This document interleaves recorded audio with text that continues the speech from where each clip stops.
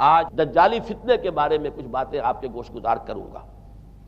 پہلی بات یہ نوٹ کیجئے کہ یہ روایات صحیح مسلم میں بھی ہیں، جامع ترمذی میں بھی ہیں، سنن ابی داؤد میں بھی ہیں، سنن ابن ماجہ میں بھی ہیں، سنن نسائی میں بھی ہیں، مسند احمد ابن حنبل میں بھی ہیں۔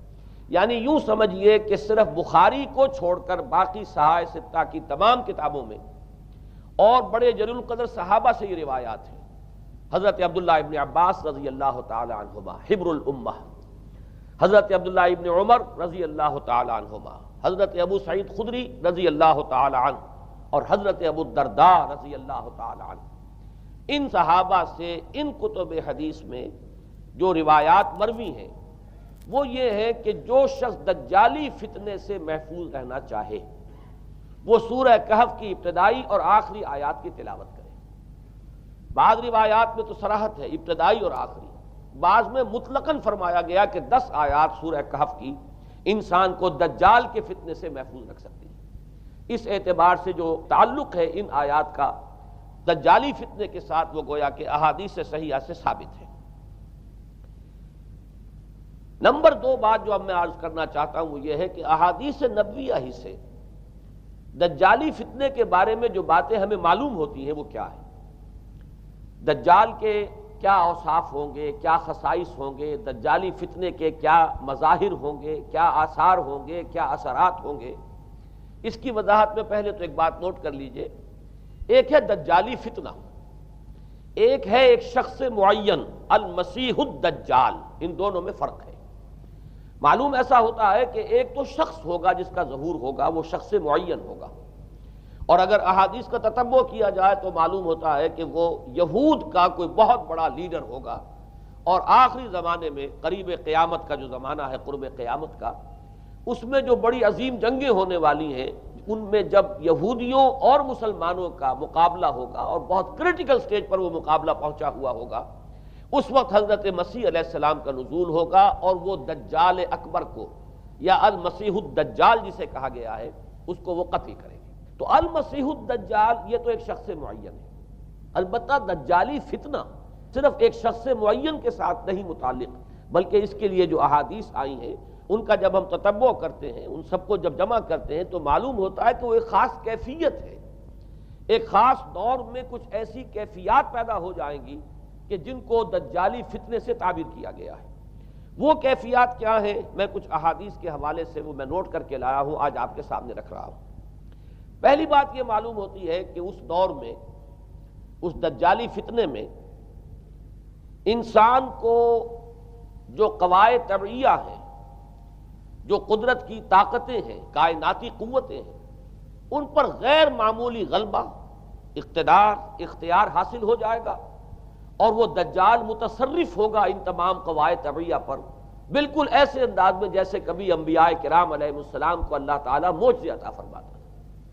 وہ معجزے کہ جو اللہ تعالیٰ کے فضل و کرم سے اللہ کے رسولوں کو عطا ہوئے ہیں، گویا کہ وہ سب کی سب کیفیات ہیں کہ جو دجال کے بارے میں قرآن مجید یا احادیث نبیہ میں وارد ہوئی۔ مثلا پہلی بات یہ بتائی گئی کہ اس کے لیے فاصلہ بے معنی ہو کر رہ جائے گا، انتہائی تیز رفتاری ہوگی جو اسے حاصل ہوگی۔ چنانچہ الفاظ یہ ہے کالغیث استدبرت الريح، وہ ایک ایسے طوفان کے مانند جو ہے وہ سیلاب آئے گا کہ جیسے کوئی بہت زوردار آندھی جو ہے اس کے ساتھ طوفان آیا کرتا ہے۔ آپ سائیکلون کا تصور کیجئے کہ جس طریقے سے وہ ایک انتہائی تیز رفتار ہوا جو ہے وہ طوفان کو لے کر آتی ہے، اس طور سے وہ فتنہ پھیلے گا۔ ایک اور حدیث میں الفاظ ہیں فلا تدع قریۃ الا حبطتها فی 40 لیلہ، یہ مسلم شریف کی روایت ہے حضرت نواس ابن سمعان رضی اللہ تعالی عنہ سے۔ کوئی قریہ تک نہیں چھوڑے گا دنیا کی کوئی آبادی چھوٹی سے چھوٹی جس میں وہ نہیں پہنچ جائے گا 40 دن کے اندر اندر۔ یہ اس کی تیز رفتاری کا عالم ہوگا، گویا کہ میں تعبیر کر رہا ہوں اسے ان الفاظ سے کہ فاصلہ بے معنی ہو کر رہ جائے گا۔ اسی کے ضمن میں بعض اور روایات آئی ہیں۔ سواری جو ہے اس دجال کی اس کو گدھے سے تعبیر کیا گیا ہے، اس لیے کہ ظاہر بات ہے اس دور میں اور کسی شے کا اگر تذکرہ کیا جاتا ہوائی جہاز کا یا راکٹس کا تو وہ تو لوگوں کی سمجھ میں نہ آتا، اور پہلے انہیں ساری سائنس پڑھانی پڑتی تب وہ الفاظ استعمال کرتے، لہذا وہ اس کا خچر، اس کا جس پر سواری ہوتی ہے۔ لیکن اس کی تیز رفتاری کے لیے الفاظ آئے ہیں کہ اس کا ایک قدم اگر مکے میں ہوگا تو دوسرا قدم شام میں جا کر پڑے گا، اور الفاظ یہ آئے ہیں کہ اس کے دونوں کانوں کے درمیان فاصلہ جو ہے وہ 40 باع کا یعنی 80 ہاتھ کا ہوگا، بلکہ حضرت علی رضی اللہ تعالیٰ عنہ کے خطبے میں جو اس کا بیان ہوا ہے کہ اس کا ایک کان جو ہے وہ 30 ہاتھ لمبا کان ہوگا اس کا۔ ابھی ذرا یہ صرف احادیث آپ سنتے جائیے، پھر اس کے بارے میں ان سب کو جوڑ کر جو ہمیں نتیجہ نکالنا ہے اس پر گفتگو بعد میں ہوگی۔ اسی طرح آواز کا معاملہ کہ اس کی آواز 4 دانگ عالم میں بیک وقت سنی جائے گی۔ الفاظ یہ ہے ینادی بصوت لہو یسمع لہو ما بین الخافقین، وہ ایک ایسی آواز کے ساتھ پکارے گا کہ جسے مشرق و مغرب کے مابین رہنے والا ہر شخص سنے گا۔ اس کی آواز جو ہے گویا کہ وہ تمام فاصلوں کے جو پردے ہیں اس کے لیے وہ حائل نہیں رہیں گے، بلکہ یہ کہ اس کی آواز جو ہے پوری دنیا میں مشرق و مغرب میں بیک وقت سنائی دے گی۔ تیسری بات معلوم ہوتی ہے کہ علاج معالجہ وہ اس انتہا کو اور عمل جراحی اس انتہا کو پہنچ جائے گا۔ یہاں وہ الفاظ آئے ہیں جو قرآن مجید میں حضرت مسیح کے معجزات کے لیے آئے۔ حضرت مسیح کے الفاظ جو ابرئ الاکمہ والابرص، کہ میں مادر ذات اندھے کو اور جو کوڑھ کا مرض تو ان دونوں کو میں ٹھیک کر دیتا ہوں۔ حضرت مسیح علیہ السلام صرف ہاتھ پھیرتے تھے اور مادر ذات جو نابینا ہے، اندھا، بینائی اس کی آ جاتی تھی، اور کوڑھی جو ہے اس کے جسم پر ہاتھ پھیرتے تھے، اس کا کوڑھ درست ہو جاتا تھا۔ ابرئ الاکمہ والابرص، وہی الفاظ آئے حدیث میں کہ دجال کو یہ قدرت حاصل ہو جائے گی۔ نمبر 2 یہ کہ وہ یحیی الموتیٰ، جیسے کہ حضرت مسیح کے الفاظ ہیں وہ احیی الموتیٰ، میں زندہ کرتا ہوں مردے کو۔ حضرت مسیح فرماتے تھے ایک مردے کو قم باذن اللہ، اور وہ کھڑا ہو جاتا تھا۔ بالکل اسی طریقے سے دجال کو بھی قدرت حاصل ہو جائے گی کہ وہ مردوں کو زندہ کرے گا۔ مزید وضاحت ایک حدیث میں یہ ہے کہ وہ ایک شخص کو آری کے ساتھ بیچ میں سے چیرے گا، 2 ٹکڑے کر دے گا، پھر سیدھے گا اور زندہ کر دے گا۔ معلوم یہ ہوا کہ علاج معالجے کا علم اور دوسرے یہ کہ جراحی کا علم جو ہے وہ اپنی ان بلندیوں کو پہنچے گا کہ اس حد تک انسان کی رسائی ہو جائے گی۔ چوتھی بات، اس کو زمین اور فضا پر اس قدر غلبہ حاصل ہو جائے گا۔ الفاظ یہ حدیث کے یامر السماء فتمطر، وہ آسمان کو حکم دے گا بارش برسا اور وہ بارش برسائے گا۔ والارض فتنبت، اور زمین کو حکم دے گا کہ فصلیں اگا اور وہ اگائے گی۔ وَيَمُرُّ بِالْخَرْبَةِ فَيَقُولُ لَهَا اُخْرُجِي كُنُوزَكَ، اور وہ کسی ویرانے پر سے گزرے گا اور اسے حکم دے گا، ویران چٹیل میدان، اور حکم دے گا کہ اپنے خزانے نکال، اور فرمایا اس کا نتیجہ یہ نکلے گا فَتَتَّبِعُهُ كُنُوزُهَا، تو اس زمین کے جو خزانے ہیں وہ نکل کے اس کے ساتھ چلنے شروع ہو جائیں گے۔ زمین پر قدرت، فضا پر قدرت، بارش کا حکم ہوگا وہ بارش ہو جائے گی، آسمان بارش برسائے گا، زمین اپنے خزانے اگل دے گی۔ 5ویں بات، وَيُبْعَثُ مَعَهُ الشَّيَاطِينُ عَلَى صُورَةِ مَن مَاتَ، اس کے ساتھ کچھ ایسے شیاطین مبعوث ہوں گے کہ جو ان صورتوں کو اختیار کریں گے ان لوگوں کی جو مر چکے، من الآباء والأمہات والمعارف، جو آباء و اجداد اور مائیں اور دادیاں اور جو بھی جان پہچان والے لوگ ہیں جو فوت ہو چکے ہوں گے، وہ ان کی صورت اختیار کریں گے۔ فَتَأْتِيَ أَحَدَهُمْ فَيَقُولُ أَلَسْتُ فُلَانًا أَلَسْتَ تَعْرِفُنِي، پھر وہ آئے گا اور وہ شیاطین آئیں گے اور انسان سے کسی سے بات کریں گے، کیا تم مجھے نہیں پہچانتے؟ کیا میں تمہارا فلاں رشتہ دار نہیں ہوں؟ اپنی نشانیاں بیان کریں گے اور لوگ پہچانیں گے۔ یہ وہ احادیث ہیں کہ جن کا جو نتیجہ نکلتا ہے اب اس کو پہچان لیجئے۔ وہ نتیجہ یہ ہے کہ حضور صلی اللہ علیہ وسلم نے دجالی فتنے کے جو اوصاف بیان کیے یا جو علامات بیان کی، ان کا حاصل یہ ہے کہ سائنس اور ٹیکنالوجی کی وہ بلندیاں انسان کو حاصل ہو جائیں گی کہ جو چیزیں کبھی رسولوں کے معجزوں سے ظہور پذیر ہوتی تھیں وہ قوانین طبیعہ پر تصرف کے باعث خود انسان کرنے لگے گا۔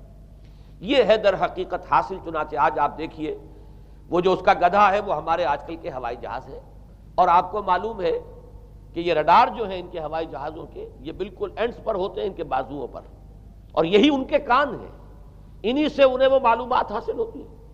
خود ان کی لمبائی چوڑائی جو ہے وہ کتنی ہے، اور پھر یہ کہ ان کے درمیان فصل جو ہے وہ 80 ہاتھ کا یا 40 باع کا وہ موجود ہے۔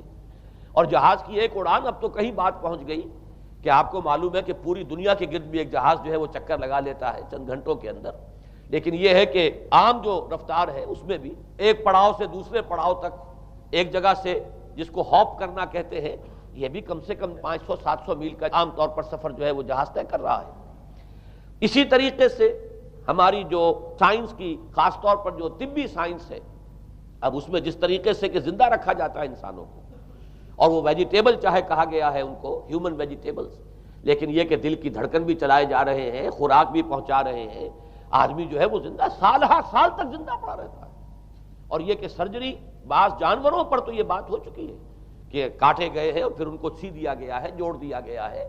یہ تمام جو بھی معجزے ہیں اس وقت سائنس دکھا رہی ہے۔ اسی طرح اگر یہ معجزہ دیکھنا ہو کہ زمین لق و دق زمین، جہاں کہیں کوئی آثار نہیں تھے کسی ایک پتے تک کے اگنے کے، اگر وہاں لہلہاتے ہوئے آپ کو چمن دیکھنے ہو تو ویسے سب سے پہلے تو یہ معاملہ ہوا تھا اسرائیل نے جو کر کے دکھایا تھا، لیکن اب تو آپ ابو ظبی چلے جائیے، سعودی عرب میں چلے جائیے۔ سعودی عرب کے اندر حال یہ ہے کہ آپ اگر ہوائی جہاز سے سفر کریں ریاض سے جدہ تک تو آپ کو جگہ جگہ بڑے سرکولر پیچز نظر آئیں گے جہاز سے، نہایت گرین، اور اس کے اندر جو ہے آرٹیفیشل اریگیشن کے ذریعے سے اور بہت عمدہ وہاں کاشت ہو رہی ہے، اور بہت خوبصورت فارمز جو ہیں وہ تمام کے تمام سرکولر پیچز، اس لیے کہ جو اریگیشن ہوتی ہے وہ ان ویلز کے ذریعے سے ہوتی ہے کہ جو ایک سرکل میں چلتے ہیں اور پانی کی وہ آرٹیفیشل بارش جو ہے وہ ہوتی رہتی ہے۔ باقی یہ کہ فضا سے آرٹیفیشل رین، یہ تو بہت ہی سادہ سی بات ہے کہ فضا کے اندر ایٹماسفیرک کنڈیشنز کو ذرا تبدیل کیا جائے تو بارش آ جاتی ہے۔ اور باقی رہ گیا آواز کا یہاں سے وہاں جانا، وہ تو آواز ہی نہیں، اب تو آپ صورتیں دیکھ رہے ہیں۔ آپ کو نیو یارک میں بیٹھا ہوا خطاب کرے، آپ پوری دنیا کے اندر جہاں چاہیں، وہ آل ورلڈ اینٹینا آپ کے پاس صرف ہونا چاہیے، باقی یہ کہ آپ دنیا کے کسی بھی گوشے میں بیٹھے ہوئے کسی شخص کا خطاب یہ وہ سن سکتے ہیں۔ تو معلوم یہ ہوا کہ در حقیقت یہ جو دجالی فتنہ ہے، یہ جس کے اوصاف جو بیان کیے گئے، ابھی میں اس کو لفظ فتنہ سے تعبیر نہیں کر رہا، اسے جس چیز نے فتنہ بنایا وہ ابھی میں آپ سے عرض کروں گا، لیکن یہ جتنے اوصاف حدیث میں آئے ہیں، جتنی صفات بیان ہوئی ہیں، جو کوائف وہاں سامنے آ رہے ہیں، ان سب کا حاصل تو ایک لفظ میں یہ ہے کہ سائنٹیفک ڈیولپمنٹ اور ٹیکنالوجیکل ڈیولپمنٹ وہ اس درجے کی ہو جائے گی کہ قواعد طبیعیہ پر، فورسز آف دی نیچر پر انسان کو تصرف اور تسلط حاصل ہو جائے گا، اور وہ انہیں استعمال کرے گا، اور اس طریقے سے اس کے اندر وہ ساری کی ساری کیفیات جیسے کہ آج ہم دیکھ رہے ہیں اپنی نگاہوں کے سامنے وہ پیدا ہو جائیں گی۔ اب سوال یہ ہے کہ اس شے کو فتنہ کس چیز نے بنایا، یہ بات سمجھ لیجئے۔ جہاں تک سائنسی ترقی کا تعلق ہے، تکنیکی ترقی کا تعلق ہے، یہ چیزیں فی الاصل فتنہ نہیں ہے، یہ تو وہ علمہ آدم الاسماء کلہا کا ظہور ہے۔ اللہ تعالیٰ نے ازل میں حضرت آدم علیہ السلام کو جو صلاحیت عطا فرما دی تھی، یہ ایکسفولیشن ہے اس کا ظہور ہے۔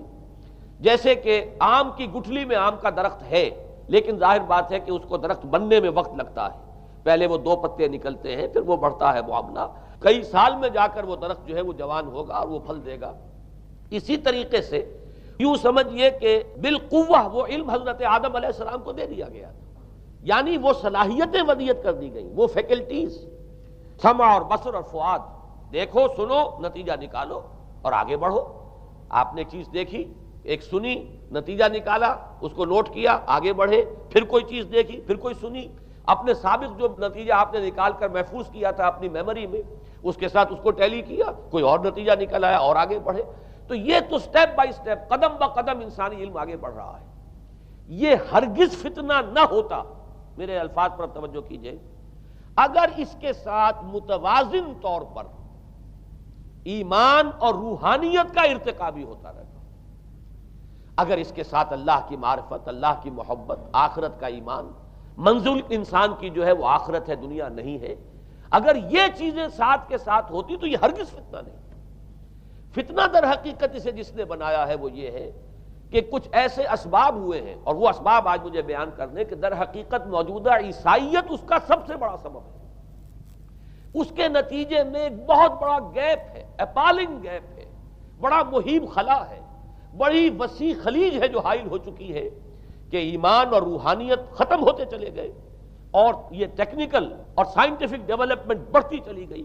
ان دونوں کے درمیان جو مہیب خلا پیدا ہوا ہے اس نے اسے فتنہ بنا دیا ہے، اور عظیم ترین فتنہ بنا دیا ہے۔ ورنہ اگر اس کے ساتھ ہی اللہ پر ایمان، آخرت پر ایمان، اور انسان کے اندر ایمانی کیفیات، اس کی روحانی کیفیات اگر یہ بھی برقرار رہتی بلکہ اس کے ساتھ متوازن طور پر ان کو ترقی کرنا چاہیے تھی، تو یہ ہرگز فتنہ نہیں ہے۔ تو پہلی بات یہ سمجھ لیجئے کہ اگرچہ دجالی فتنے کے جو صفات، اس کے اوصاف، اس کی علامات، اس کے مظاہر جو بھی حدیث کے ذریعے سے ہمیں معلوم ہے، جس کا میں نے ابھی آپ کے سامنے تذکرہ کیا، وہ سب در حقیقت تعبیر ہے اس دور کا جو محاورہ ہے، اس دور کی جو زبان ہے، اس دور میں جن الفاظ سے گفتگو کی جا سکتی تھی، اس دور کے ایڈیم میں آج کی جو سائنٹیفک اور ٹیکنالوجیکل ترقی ہے، گویا کہ اس کی تعبیر کی گئی ہے کہ وہ دجالی فتنہ ہوگا۔ لیکن اس شے کو فتنہ بنانے والی شے در حقیقت یہ ہے کہ ایک بہت بڑی خلیج حائل ہو چکی ہے ایمان اور روحانیت، اور دوسری طرف سائنٹیفک اور ٹیکنالوجیکل ڈیولپمنٹ میں ان دونوں کے درمیان اتنا بعد اور فصل پیدا ہو گیا ہے کہ جس کی وجہ سے اس نے فتنے کی شکل اختیار کی۔ اس کا سبب کیا ہے، آج ہمیں اس پر غور کرنا ہے۔ دیکھیے حضرت مسیح علیہ السلام کا دین، اور جیسا کہ میں نے عرض کیا اس سورہ کہف کے پہلے رکوع میں تذکرہ انہی کا ہو رہا ہے، وَيُنذِرَ الَّذِينَ قَالُوا اتَّخَذَ اللَّهُ وَلَدًا مَا لَهُم بِهِ مِنْ عِلْمٍ وَلَا لِآبَائِهِمْ كَبُرَتْ كَلِمَةً تَخْرُجُ مِنْ أَفْوَاهِهِمْ يَقُولُونَ إِلَّا كَذِبًا فَلَعَلَّكَ بَاخِعٌ نَفْسَكَ عَلَىٰ آثَارِهِمْ إِن لَّمْ يُؤْمِنُوا بِهَٰذَا الْحَدِيثِ أَسَفًا۔ ان آیات کا پہلے ترجمہ آپ سن لیجئے، جو پہلی آیات ہے ان کا ترجمہ ہم کر چکے ہیں۔ کل حمد اس اللہ کے لیے ہے جس نے اپنے بندے پر کتاب نازل فرمائی اور اس میں کوئی کجی نہ رکھی، جو بالکل سیدھی ہے اور خبردار کرتی ہے ایک ایسی بڑی عظیم اور مہیب جنگ سے کہ جو خاص اللہ کی طرف سے ہوگی، اور بشارت دیتی ہے مومنین کو جو نیک عمل کریں کہ ان کے لیے بہت بڑا اور بہت عمدہ اجر ہے، ماکثین فیہ ابدا، وہ اس میں رہیں گے ہمیشہ ہمیشہ۔ وَيُنذِرَ الَّذِينَ قَالُوا اتَّخَذَ اللَّهُ وَلَدًا، اب دوہرا کر بات آئی، اور تاکہ خبردار کر دے ان کو جنہوں نے یہ کہا کہ اللہ نے کسی کو اپنا بیٹا بنایا۔ مَا لَهُم بِهِ مِنْ عِلْمٍ، نہیں ہے ان کے پاس اس کے بارے میں کوئی علم، وَلَا لِآبَائِهِمْ، نہ ان کے آباء و اجداد کے پاس کوئی علم تھا، کوئی عقلی دلیل نہیں، کوئی اللہ کی اتاری ہوئی کسی کتاب میں، اللہ کے اتارے ہوئے کسی صحیفے میں اس کے لیے سند نہیں۔ وَلَا لِآبَائِهِمْ كَبُرَتْ كَلِمَةً تَخْرُجُ مِنْ أَفْوَاهِهِمْ، بہت بڑی بات ہے کہ جو نکل رہی ہے ان کے منہوں سے، إِن يَقُولُونَ إِلَّا كَذِبًا، نہیں بول رہے یہ، نہیں کہہ رہے یہ مگر جھوٹ۔ فَلَعَلَّكَ بَاخِعٌ نَفْسَكَ عَلَىٰ آثَارِهِمْ، تو اے نبی صلی اللہ علیہ وسلم شاید کہ آپ اپنے آپ کو ہلاک کر لیں گے ان کے آثار پر۔ یہ آثار کے لفظ کو میں ابھی جو کا تو رکھ رہا ہوں، بعد میں اس کی وضاحت کروں گا۔ ان لم یؤمنوا بهذا الحدیث اسفا، اگر یہ لوگ ایمان نہ لائے اس حدیث پر، یہ حدیث قرآن، اس پر اگر یہ ایمان نہ لائے، جیسے کہ وہاں فرمایا گیا تھا اگر رحمت خداوندی میں داخل ہونا ہے اے بنی اسرائیل تو یہ شاہدرہ ہے رحمت خداوندی کا قرآن حکیم، آؤ اور داخل ہو جاؤ۔ یہاں پر ان عیسائیوں کو متنبہ کیا جا رہا ہے اگر وہ اس حدیث پر، یہ حدیث اللہ، اللہ کی کتاب، احسن الحدیث کتابا متشابہہ فَبِأَيِّ حَدِيثٍ بَعْدَهُ يُؤْمِنُونَ، اگر اس اللہ کی حدیث پر، اللہ کی کتاب پر یہ ایمان نہ لائے تو جو ان کے آثار ہوں گے، جو نتائج نکلیں گے، ان پر اے نبی شاید کہ آپ اپنے آپ کو صدمے اور رنج اور غم سے ہلاک کر لیں۔ یہ ہے در حقیقت وہ آیات کہ جن میں تذکرہ ہو رہا ہے عیسائیت کا، لیکن عیسائیت سے مراد کیا ہے اسے سمجھیے۔ حضرت مسیح علیہ السلام کا دین تو بعین ہی وہی دین تھا جو دین آدم سے لے کر محمد تک صلی اللہ علیہ وسلم وعلیہم الصلاۃ والسلام جتنے انبیاء آئے ہیں ان کے دین میں کوئی فرق نہیں تھا۔ دین توحید، وہی ایمان، البتہ شرائع کے اندر، شریعتوں میں کچھ تفصیلی احکام میں فرق ہوا ہے، شریعت موسوی اور شریعت محمدی میں علی صاحب الصلاۃ والسلام تھوڑا تھوڑا فرق ہے، دین ایک ہی ہے۔ شرع لکم من الدین ما وصی بہ نوحا والذی اوحینا الیک وما وصینا بہ ابراہیم وموسیٰ وعیسیٰ، دین میں تو ہم نے وہی شے تمہارے لیے بھی معین کی ہے مسلمانوں، کہ جس کی کہ ہم نے نوح کو وصیت کی تھی اور جس کی کہ ابراہیم کو اور موسیٰ کو اور عیسیٰ کو وصیت کی، دین ایک ہے۔ ان الدین عند اللہ الاسلام، تو دین مسیحی بھی وہی تھا بعین ہی جو دین محمدی ہے اور دین موسوی ہے صلی اللہ علیہ وسلم علیہ الصلاۃ والسلام۔ البتہ حادثہ جو نہایت عظیم پیش آیا ہے اور وہ یہ ہے کہ پال، ساؤل اس کا نام تھا پہلے، جس نے کہ اپنی زندگی میں حضرت مسیح علیہ السلام جب تک موجود تھے دنیا میں شدید انہیں تکلیفیں پہنچائیں، شدید ایذائیں پہنچائیں، ان کی مخالفت پر کمر بستہ رہا، لیکن اس کے بعد جب انہیں اٹھا لیا گیا یا عیسائیوں کے عقیدے کے مطابق وہ سولی دیے گئے، اور اس کے بعد ان کا عقیدہ بھی یہ ہے کہ سولی پانے کے بعد پھر وہ زندہ ہو کر آسمان پر چلے گئے، جبکہ ہم یہ سمجھتے ہیں اور ہمارا ایمان ہے کہ انہیں سولی دی نہیں گئی، بلکہ انہیں تو پہلے ہی اٹھا لیا گیا تھا، ان کی جگہ کوئی اور ہے۔ انجیل برنباس نے یہ بات بالکل واضح کر دی کہ در حقیقت وہی حواریین میں سے جس نے کہ غداری کی تھی اور پکڑوایا تھا، مخبری کی تھی، وہی ہے جس کی شکل بنا دی گئی تھی حضرت مسیح علیہ السلام کے جیسی مانند، اور وہ شخص ہے کہ جو سولی چڑھا ہے۔ بہرحال عیسائیت اس وقت کی جو اس کا عقیدہ ہے اور جو ہمارا عقیدہ اور ایمان ہے، ان دونوں کی روح سے حضرت مسیح علیہ السلام آسمان پر اٹھا لیے گئے۔ اس کے بعد اس نے دین مسیحی میں نقب لگانے کے لیے، جو دین مسیح اصل دین اسلام تھا، اس کو کرپٹ کرنے کے لیے، ڈسرپٹ کرنے کے لیے، اس میں نقب لگانے کے لیے اس نے اپنے ایک مکاشفے کا ذکر کیا کہ میں آ رہا تھا سفر میں کہ مجھے حضرت مسیح نظر آئے ہیں آسمانوں میں، اور انہوں نے مجھے کہا ہے کہ اے ساؤل تو مجھے کیوں ستاتا ہے، اور تو اب فلاں جگہ جا اور میرے نام سے نبوت کر۔ اس کے بعد اس نے لبادہ اوڑھا عیسائیت کا، اور اس نے آ کر جس طرح عبداللہ ابن سبا نے محمد الرسول اللہ صلی اللہ علیہ وسلم کے دین میں نقب لگائی، اسی طریقے سے اس شخص نے دین مسیحی میں نقب لگائی۔ فرق یہ ہے کہ دین محمدی صلی اللہ علیہ وسلم، چونکہ یہ آخری دین تھا، اب کوئی اور رسول آنے والا نہیں تھا، اللہ تعالیٰ کی طرف سے اس دین کو، اس شریعت کو ایک پروٹیکشن حاصل ہے، لہذا ایک جزو کی حد تک گمراہی جو ہے پھیل سکی، کل پر محیط نہیں ہوئی۔ لیکن بدقسمتی سے دین مسیحی کے بارے میں یہ ہوا کہ کچھ عرصے تک تو کشمکش رہی ہے، اصل دین مسیحی پر بھی جو کاربند لوگ تھے اور جو اس کے اوپر مستقیم رہے وہ قائم کچھ عرصے تک رہے ہیں، لیکن ہوتے ہوتے تقریباً اس دور تک آ کر جب کہ حضور کی بعثت ہوئی ہے، اصل دین مسیحی کے ماننے والے تقریباً ختم ہو چکے تھے، شاذ لوگ رہ گئے تھے، اور ان میں بھی یہ جرت نہیں تھی کہ اپنے اصل دین کا وہ اظہار کر سکے، بلکہ ہوتے ہوتے ان 600 سالوں کے اندر یہ ہوا کہ وہی پالزم جو ہے در حقیقت اس نے ہی مسیحیت کی شکل اختیار کر لی۔ یہ پالزم جو ہے یہ ہے در حقیقت، یوں سمجھیے کہ ادیان عالم کی تاریخ میں سب سے زیادہ گمراہ کن مذہب، جس کا رد عمل پیدا ہوا ہے یورپ میں، جس نے کہ اس دجالی فتنے کی شکل اختیار کی ہے۔ میں یہ چاہتا ہوں کہ اس کے ضمن میں چند باتیں آج آپ کے سامنے رکھوں۔ پال نے جو دین مسیحی میں یا دین اسلام میں جو صحیح دین ہے اللہ کا، اس میں 3 تبدیلیاں بنیادی کی۔ سب سے پہلا تو وہی جو قرآن کہہ رہا ہے الذین قالوا اتخذ اللہ ولدا، مسیح کو، حضرت مسیح علی نبینا علیہ الصلوۃ والسلام، انہیں خدا کا بیٹا قرار دیا گیا۔ اور اس میں بھی نوٹ کیجئے بیٹے کے لیے عربی زبان میں 2 لفظ ہیں، ابن اور ولد۔ ابن کا لفظ ذو معنیین ہے، 2 معنی ہیں اس کے، ابن بیٹے کو بھی کہتے ہیں، اور ابن کا کوئی معنوی تعلق بھی ہو سکتا ہے، صرف بیٹا نہیں۔ ابن السبیل مسافر کو کہتے ہیں، راستے کا بیٹا، یعنی چونکہ راستے کے ساتھ اس کا ایک تعلق ہے، راستہ چل رہا ہے، وہ تو ابن السبیل ہے۔ ابن الوقت، وقت کا بیٹا، وہ وقت کا بیٹا اس معنی میں نہیں ہے، بلکہ یہ ہے کہ جو ہر وقت جو ہے حالات کے مطابق گرگٹ کی طرح اپنا رنگ بدلتا چلا جائے، چلو تم ادھر کو ہوا ہو جدھر کی، وہ ابن الوقت ہے۔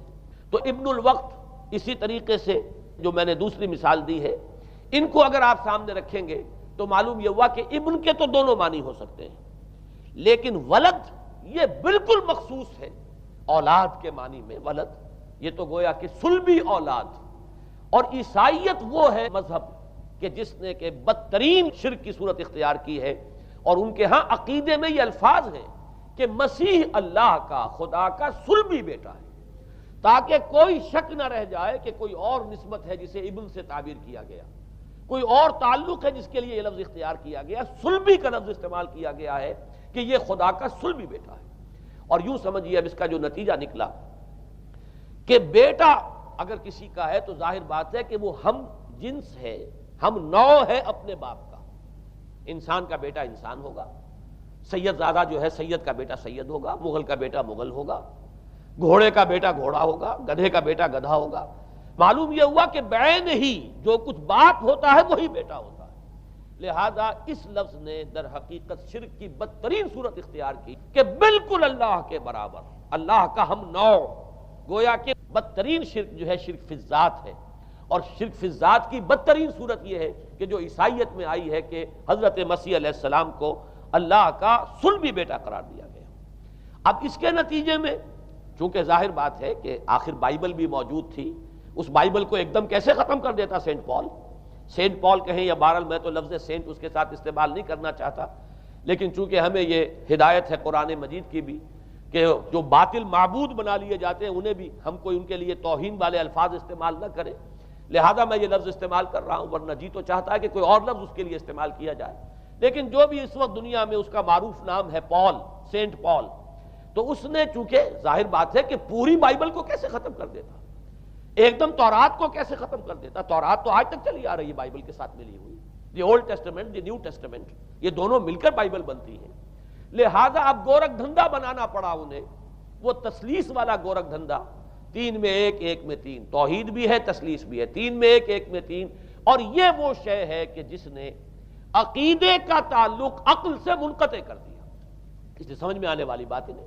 3 میں 1 1 میں 3 ایک گورکھ دھندا ہے، نتیجہ انہوں نے یہ نکالا کہ ڈوگما در حقیقت اس کا عقل سے کوئی تعلق نہیں، ڈوگما بس عقیدہ ہے، اور اس عقیدے ہی کے اوپر سارے دین کی بنیاد ہے، باقی وہ عقل میں آئے نہ آئے، عقل کے لیے قابل قبول ہو یا نہ ہو، یہ بات اچھی طرح سمجھ لیجئے کہ اگرچہ ہمارے ہاں بھی ہم بھی یہ بات کہتے ہیں کہ بہت سے حقائق جو ہے کائنات کے وہ ایسے ہیں کہ جن تک عقل کی رسائی نہیں ہے اس کے لیے ہم مجبور ہیں، محتاج ہیں وحی کی ہدایت کے، لیکن 2 چیزوں میں فرق کیجئے، ایک ہے عقل سے ماورا ہونا اور ایک ہے عقل کے خلاف ہونا، ان دونوں چیزوں میں زمین و آسمان کا فرق ہے۔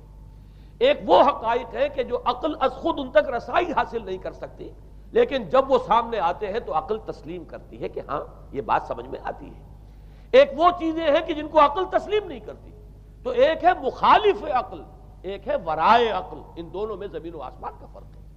ہمارے دین میں تو عقل کو اپیل کیا گیا ہے، لعلکم تعقلون، لعلہم یعقلون، اولو الالباب الذین یعقلون۔ اب ظاہر بات ہے کہ عقل کو ہاتھو برہانکم ان کنتم صادقین، لاؤ دلیل اپنی، تو دلیل سے عقل سے اپیل کی گئی، اور اس میں وہ رشتہ جو میں نے کئی مرتبہ بیان کیا علامہ اقبال کے اشعار کے حوالے سے کہ عقل گو آستاں سے دور نہیں، اس کی قسمت میں پر حضور نہیں، اور گزر جا عقل سے آگے کہ یہ نور چراغ راہ ہے، منزل نہیں ہے، منزل تک تو عقل نہیں پہنچائے گی لیکن راستہ تو دکھاتی ہے، اور جب کہ وحی کی روشنی سامنے آتی ہے تو عقل اس کی تصدیق کرتی ہے۔ یہ ہے ہمارا موقف اور یہ ہے عقلی معقول موقف، لیکن عیسائیت نے، بلکہ کہنا چاہیے پالزم نے، مجھے یہاں پر لفظ عیسائیت اب استعمال کرنا نہیں چاہیے اس لیے کہ حضرت عیسیٰ سے اب اس کی نسبت نہیں رہی، حضرت عیسیٰ سے اس کی نسبت جو ہے یہ مس نومر ہے، یہ غلط نام ہے۔ دی 100 کا مصنف جو ہے ڈاکٹر مائیکل ہارٹ، اس نے یہ بہت بڑی بات کہی، اس نے کہا در حقیقت موجودہ جو عیسائیت ہے اسے پالزم کہنا چاہیے، یہ پالزم ہے، کرسچینٹی نہیں ہے، اس لیے کہ در حقیقت حضرت مسیح علیہ السلام کی تعلیم جب تک وہ دنیا میں تھے وہ یہ نہیں تھی کہ جو پال نے دی، البتہ اس نے پال کو بہت بڑا شخص مانا، اس میں کوئی شک نہیں، اس لیے کہ اس نے تاریخ کے ایک دھارے کا جو ہے وہ رخ موڑ دیا ہے، اللہ تعالیٰ کے صحیح دین کو گویا کہ قلع قمع کر کے ایک نیا دین اس طریقے سے پھیلایا ہے کہ آج بھی شاید دنیا میں کثیر ترین تعداد عیسائیت ہی کے نام لیواؤں کی ہے، واللہ عالم، یا شاید گوتم بدھ کے ماننے والوں کی ہے، بہرحال یہ کہ بہت بڑی تعداد میں آج حضرت مسیح علیہ السلام کی طرف جو منسوب ہے غلط طور پر دین، اس کے نام لیوا دنیا میں ہے، اس اعتبار سے وہ یقیناً اس کا تو حق رکھتا ہے کہ اس کا نام بھی اس کتاب میں آئے کہ جس نے تاریخ کے اوپر اثرات اپنے پیدا کیے، اور حضرت مسیح علیہ السلام جب تک دنیا میں تھے عیسائیت کی حقیقت بنی اسرائیل یا یہودیت کے ایک فرقے سے زیادہ نہیں تھی، ڈیٹیچ نہیں ہوا تھا یہ دین حضرت موسیٰ علیہ السلام کے دین سے، لیکن یہ کہ پال نے اسے بالکل ایک مستقل بذات ایک جدا گانہ دین کی شکل دے دی ہے، تو یہ پالزم ہے۔ پالزم نے در حقیقت سب سے پہلا کام یہ کیا کہ عقل سے بالکل تعلق منقطع کر دیا، عقیدہ ڈوگما جو ہے وہ خلاف عقل، جو بات عقل میں آئے نہ آئے بس ماننی ہے۔ تو پہلی تو یوں سمجھیے کہ نقب جو لگی ہے دین کے اندر وہ اس تسلیس کے حوالے سے، اور تسلیس کا گورکھ دھندا خلاف عقل، لہذا ڈوگما کی جو کا لفظ جو استعمال ہوا ہے کہ بس اس کو تو ہم مانیں گے چاہے وہ عقل کے لیے قابل قبول ہو چاہے نہ ہو۔ دوسرا اس سے بھی زیادہ آپ دیکھیے ایک سے ایک بڑھ کر اینٹ رکھی جا رہی ہے، خشت اول چون حد میں مار کج تاثریہ میرود دیوار کج۔ دوسرا کفارے کا عقیدہ جو مبنی ہے صلیب کے عقیدے پر، مسیح نے انتہائی ذلت کی موت، یعنی صلیب کی موت جو ہے وہ خود کہتے ہیں کہ انتہائی ذلت کی موت ہے۔ یہ ذلت کی موت کا پیالہ اس لیے پیا تاکہ اس کے ماننے والوں کی طرف سے کفارہ ادا ہو جائے۔ مسیح کفارہ ادا کر چکا ہے، اب جو شخص بھی مسیح کو مان لے گا اس کی گویا کہ نجات ہو گئی، اس کا عمل سے کوئی تعلق نہیں۔ عمل ہو نہ ہو، بد کردار ہو، اچھا کردار والا ہو، نیک ہو، بھلا ہو، جیسا بھی ہو، برا ہو، بدماش ہو، لچا ہو، لفنگا ہو، مسیح کو مان لے، صرف ماننے پر، اس لیے کہ مسیح تو اس کی طرف سے کفارہ پیش کر چکا۔ سارے گناہوں کا کفارہ جو ہے مسیح نے انتہائی ذلت آمیز موت جو ہے قبول کر کے گویا کہ اپنے ماننے والوں کے تمام گناہوں کا کفارہ دے دیا ہے۔ یہ دوسرا عقیدہ۔ اس کا نتیجہ کیا نکلا؟ تثلیث نے عقل سے تعلق توڑ دیا تھا مذہب کا، اس نے عمل سے تعلق توڑ دیا۔ ڈوگما ہی ڈوگما ہے، نہ عقل سے کوئی تعلق نہ عمل سے کوئی تعلق، کوئی تعلق نہیں رہا۔ دین کی جڑیں جو ہیں دونوں اعتبار سے، دین تو نام ان دو چیزوں کا، الا الذین آمنوا وعملوا الصالحات، دونوں کی گویا کہ جڑیں منہدم ہو گئیں، بنیادیں منہدم ہو گئیں، جڑیں کاٹ دی گئیں کہ نہ اس کا تعلق عقل کے ساتھ ہے نہ عمل کے ساتھ ہے۔ تیسری بات آئی ہے، اس نے کہا شریعت منسوخ۔ یہ عجیب ہے، دیکھیے، جسے آئرنی آف فیٹ کہتے ہیں انگریزی زبان میں۔ ابھی تک بائبل کے اندر سینٹ میتھیو کے جو روایت ہے، متی کی انجیل جسے کہا جاتا ہے، gospel of the lord according to saint Matthew, اس میں جو سرمن آف دی ماؤنٹ ہے، ایک واعظ ہونے کے اعتبار سے واقعتاً میں اس کی عظمت کا بڑا قائل ہوں، عظیم ترین واعظ ہے دنیا کا۔ اس کے شروع میں یہ الفاظ موجود ہیں، don't think I have come to destroy law, ہرگز یہ نہ سمجھنا کہ میں شریعت کو ختم کرنے آیا ہوں۔ وہ یہ کہہ کر گئے تھے کہ شریعت موسوی تم پر لاگو رہے گی، عائد رہے گی، لیکن پال نے تیسرا نقب لگایا، شریعت ساقط کر دی۔ اس کی ضرورت کیوں محسوس ہوئی یہ بھی سمجھ لیجئے۔ حضرت مسیح یہ کہہ کر گئے تھے کہ میں صرف بنی اسرائیل کے لیے آیا ہوں، میں اسرائیل کے گھرانے کی کھوئی ہوئی بھیڑوں کی تلاش میں آیا ہوں۔ انجیل میں یہ الفاظ آج بھی موجود ہیں۔ حضرت مسیح نے اپنے حواریین کو جب بھیجا ہے کہ اب جاؤ تبلیغ کرو میری طرف سے، اس کی ہدایتوں میں ایک ہدایت یہ بھی ہے کہ تمہیں صرف اسرائیلیوں تک تبلیغ کرنی ہے، باہر نہیں، میں صرف اسرائیلیوں کی طرف رسول بنا کر بھیجا گیا ہوں۔ یہ الفاظ بھی موجود ہیں، اگرچہ اس وقت کے انجیل میں جو الفاظ ہیں وہ تو میں سمجھتا ہوں کہ حضرت مسیح علیہ السلام کے شایان شان نہیں ہے، وہاں کوئی نہ کوئی تحریف ہوئی ہے لفظی، اس لیے کہ وہاں تشبیہ یہ دی گئی ہے کہ کوئی اپنے بچے کے حصے کی روٹی جو ہے کتے کے آگے نہیں ڈالتا۔ گویا کہ جینٹائلز جو ہیں، غیر بنی اسرائیلی، انہیں اس جملے کی روح سے انہیں کتوں سے تشبیہ دی جا رہی ہے کہ میرے پاس میرے بچوں کے حصے کی روٹی ہے، میرے بچے ہیں اسرائیلی، میری روٹی جو ہے یہ جو میرے پاس ہے وہ اسرائیلیوں کے لیے ہے، کوئی اپنے بچوں کے حصے کی روٹی کتے کو نہیں کھلاتا۔ یہ جملہ تو میں سمجھتا ہوں حضرت مسیح کا نہیں ہو سکتا، لیکن یہ ہدایت کہ تمہیں تبلیغ صرف اسرائیلیوں میں کرنی ہے، یہ قرآن مجید کی روح سے ثابت ہے، اس لیے کہ قرآن بھی یہ کہتا ہے کہ رسولاً الی بنی اسرائیل، حضرت مسیح علیہ السلام رسول بنا کر بھیجے گئے تھے بنی اسرائیل کی طرف، اس لیے کہ وہ یوں سمجھیے کہ جسے ہمارے ہاں عام اصطلاحات میں علماء کہا کرتے ہیں تاج و تخت ختم نبوت، وہ تاج و تخت ختم نبوت تو ابھی منتظر تھا محمد الرسول اللہ صلی اللہ علیہ وسلم کی آمد کا، کہ وہی آئیں گے تو انہی کی بعثت ہوگی پوری نوع انسانی کی طرف۔ آپ سے پہلے کسی رسول کی بعثت پوری نوع انسانی کی طرف نہیں ہوئی بشمول حضرت مسیح علیہ السلام۔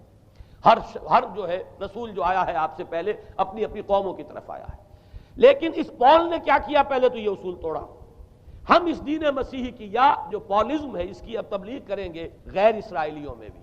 وہاں انہیں دقت پیش آئی، شریعت موسوی بڑی بھاری شریعت ہے، اب وہ بھاری شریعت جو ہے اس کو قبول کرنا تو لوگوں کے لیے آسان نہیں ہے۔ انہوں نے یہ کیا کہ یہ شریعت تم پر ساقط، شریعت کا بوجھ تم پر نہیں، برڈن آف لا یہ تمہارے لیے نہیں ہے۔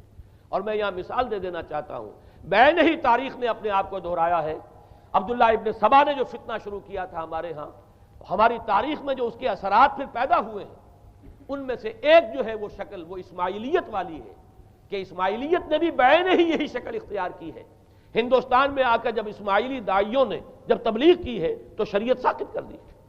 آج آپ کو جو اسماعیلی ملیں گے ان کے ہاں کوئی شریعت نہیں ہے، کوئی نماز نہیں، مسجد ان کی ہوتی نہیں، جماعت خانہ ہوتا ہے، وہ کلب گھر ہے، آتے ہیں جمع ہوتے ہیں، کھانا کھاتے ہیں، اللہ اللہ خیر صلی اللہ کو باتیں چیتیں کرتے ہیں، ان کے اوپر شریعت ہے ہی نہیں، نہ روزہ ہے نہ نماز ہے۔ اور بین ہی وہی جو اختیارات میں ابھی آپ کو بتاؤں گا کہ جو پوپ کے ہیں وہی ان کے امام حاضر کے اختیارات ہیں۔ بہرحال تیسری نقب جو میں نے عرض کیا آپ سے وہ یہ تھی کہ شریعت منسوخ، اس کا نتیجہ کیا نکلا؟ اب دیکھیے ذرا غور کیجئے، ایک بہت بڑا خلا پیدا ہو گیا، وہ خلا کون پر کرے گا؟ شریعت کے بارے میں سارے اختیارات اب پوپ کو حاصل تھے۔ وہ جس چیز کو چاہے حلال کر دے، جس چیز کو چاہے حرام کر دے، جس چیز کو چاہے قرار دے دے کہ یہ ممنوع ہے، جس چیز کی چاہے اجازت دے دے، اس لیے کہ اب شریعت تو رہی نہیں، خلا ہے، اس میں سوالات تو پیدا ہوں گے، یہ کام کیا جائے یا نہ کیا جائے، کون کرے گا؟ تو جب شریعت ختم ہوئی تو سارا اختیار پوپ کے ہاتھ میں آ گیا ہے۔ یہ میں بعد میں ذرا اور تفصیل سے بتاؤں گا کہ کیسے کیسے اختیارات پھر مذہبی طبقے کے ہاتھ میں آئے ہیں۔ اس کے نتیجے میں تاریخ انسانی میں ورسٹ فارم آف تھیوکریسی پیدا ہوئی۔ تھیوکریسی کسے کہتے ہیں؟ جو آج کی اصطلاح میں گالی ہے، تھیوکریسی۔ قائد اعظم کے جملے آپ نے کئی پڑھے ہوں گے، اسلام میں کوئی تھیوکریسی نہیں ہے، مذہبی طبقے کی حکومت نہیں ہے اسلام میں، اور 100% درست ہے۔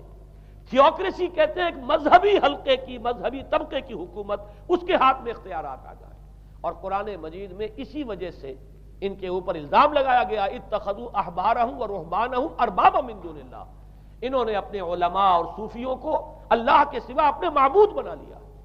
حضرت عدی ابن حاتم رضی اللہ تعالیٰ عنہ جب ایمان لائے، یہ حاتم طائی جو مشہور ہے سخاوت میں، ان کے بیٹے ہیں، قبیلہ طے سے ان کا تعلق ہے، حاتم طائی تو طے سے ہے، ان کے بیٹے عدی ہیں، یہ عیسائی تھے۔ یہ جب ایمان لائے اور پھر انہوں نے قرآن پڑھا تو انہیں ایک اشکال ہوا کہ قرآن مجید میں تو ہم پر الزام لگایا گیا ہے کہ اتخذوا احبارهم ورهبانهم اربابا من دون اللہ، تو عرض کیا، انہوں نے ڈرتے ڈرتے عرض کیا ہوگا حضور کی خدمت میں کہ حضور یہ بات تو کچھ درست نہیں معلوم ہوتی، ہم نے تو کبھی اپنے علماء اور رہبان کو خدا نہیں سمجھا، وہ اس مغالطے میں تھے کہ جب تک سجدہ نہ کیا جائے شاید خدا نہیں مانا گیا۔ حضور نے پوچھا کیا ایسا نہیں ہے کہ جس چیز کو وہ حلال کہتے ہیں تم حلال مان لیتے ہو، جس چیز کو حرام کہتے ہیں حرام مان لیتے ہو؟ جی ہاں یہ تو ہے، یہی تو فرمایا اربابا من دون اللہ ہے۔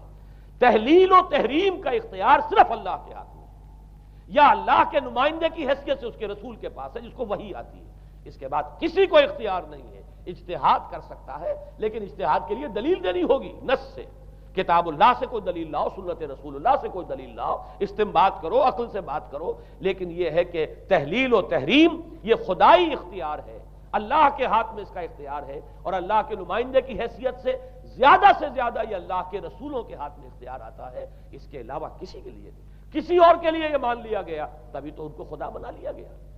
اسی معنی میں آج کی جمہوریت جو ہے وہ بدترین شرک ہے کہ یہاں یہ تسلیم کیا جاتا ہے کہ ساورنٹی جو ہے وہ عوام کی ہے، ساورنٹی آف دی پیپل۔